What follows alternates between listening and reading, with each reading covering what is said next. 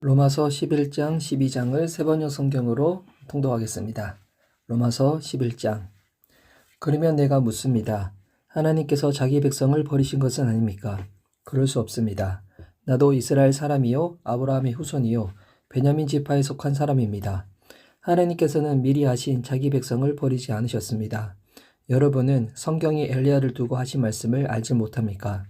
그가 이스라엘을 고발하여 하나님께 이렇게 호소하였습니다. 주님, 그들은 주님의 예언자들을 죽이고 주님의 제단들을 헐어버렸습니다.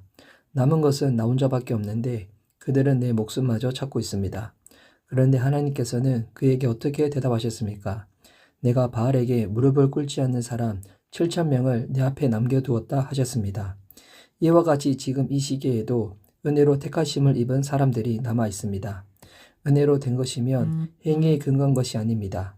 그렇지 않으면 그 은혜는 이미 은혜가 아닙니다. 그러면 무슨 결과가 생겼습니까?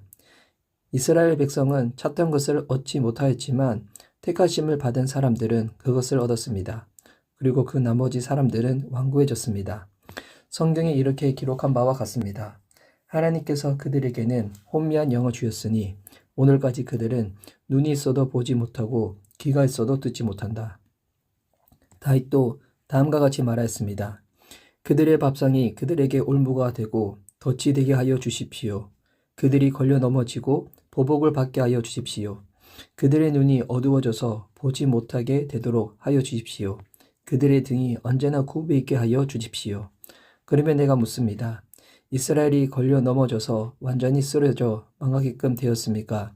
그럴 수 없습니다. 그들의 허물 때문에 구원이 이방 사람에게 이르렀는데 이것은 이스라엘에게 질투하는 마음이 일어나게 하려는 것입니다.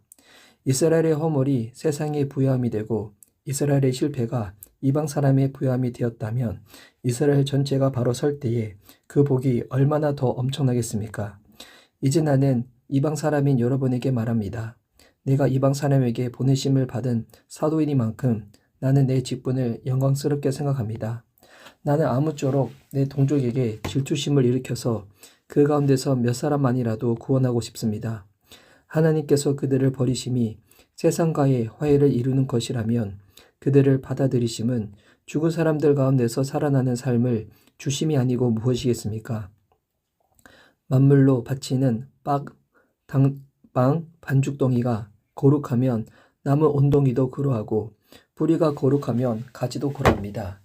그런데 참 올리브 나무 가지를 가운데서 얼마를 잘라내시고서 그 자리에다 돌 올리브 나무인 그대를 접붙여 주셨기 때문에 그대가 참 올리브 나무 뿌리에 올라오는 양분을 함께 받게 된 것이면 그대는 본래의 가지들을 향하여 우쭐대지 말아야 합니다.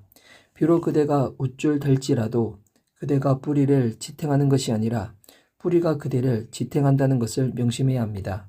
그러므로 본래의 가지가 잘려나간 것은 그 자리에 내가 접붙임을 받게 하시려는 것이었다 하고 그대는 말해야 할 것입니다. 옳습니다. 그 가지들이 잘린 것은 믿지 않은 탓이고 그대가 그 자리에 붙어있는 것은 믿었기 때문입니다. 그러니 교만한 마음을 품지 말고 도리어 두려워하십시오. 하나님께서 본래의 가지들을 아끼지 않으셨으니 접붙은 가지도 아끼지 않으실 것입니다. 그러므로 하나님의 인자하심과 준원하심을 생각해 보십시오. 하나님은 넘어진 사람들에게는 준엄하십니다. 그러나 그대가 하나님의 인자하심에 머물러 있으면 하나님이 그대에게 인자하게 대하실 것입니다. 그렇지 않으면 그대도 잘릴 것입니다. 그러나 믿지 않았던 탓으로 잘려나갔던 가지들이 믿게 되면 그 가지들도 접붙임을 받게 될 것입니다. 하나님께서는 그들을 다시 접붙일 수 있습니다.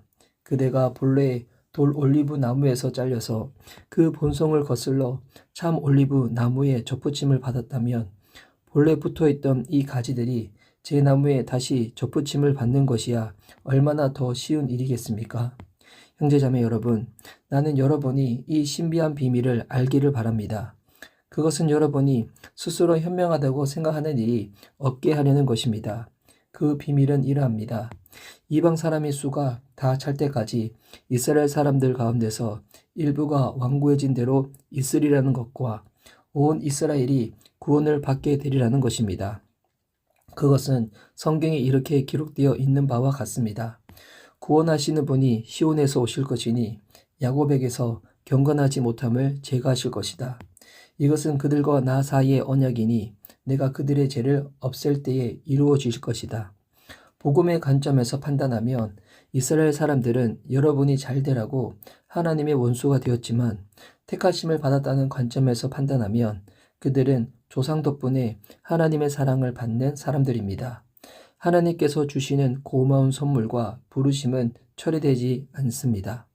전에 하나님께 순종하지 않던 여러분이 이제 이스라엘 사람의 불순종 때문에 하나님의 자비하심을 잊게 되었습니다. 이와 같이 지금은 순종하지 않고 있는 이스라엘 사람들도 여러분이 받은 그 자비를 보고 회개하여 마침내는 자비하심을 입게 될 것입니다. 하나님께서 모든 사람을 순종하지 않은 상태에 가두신 것은 그들에게 자비를 베푸시려는 것입니다. 하나님의 부유하심은 어찌 그리 크십니까? 하나님의 지혜와 지식은 어찌 그리 깊고 깊으십니까? 그 어느 누가 하나님의 판단을 헤아려 알 수 있으며 그 어느 누가 하나님의 길을 더듬어 찾아낼 수 있겠습니까? 누가 주님의 마음을 알았으며 누가 주님의 좋은 자가 되었습니까? 누가 먼저 무엇을 드렸기에 주님의 답례를 바라겠습니까? 만물이 그에게서 나고 그로 말미암아 있고 그를 위하여 있습니다. 그에게 영광이 세세에 있기를 빕니다. 아멘. 로마서 12장. 형제자매 여러분, 그러므로 나는 하나님의 자비하심을 힘입어 여러분에게 권합니다. 여러분의 몸을 하나님께서 기뻐하실 거룩한 산제물로 드리십시오. 이것이 여러분이 드릴 합당한 예배입니다. 여러분은 이 시대의 풍조를 본받지 말고 마음을 새롭게 함으로 변화를 받아서 하나님의 선하시고 기뻐하시고 완전하신 뜻이 무엇인지를 분별하도록 하십시오.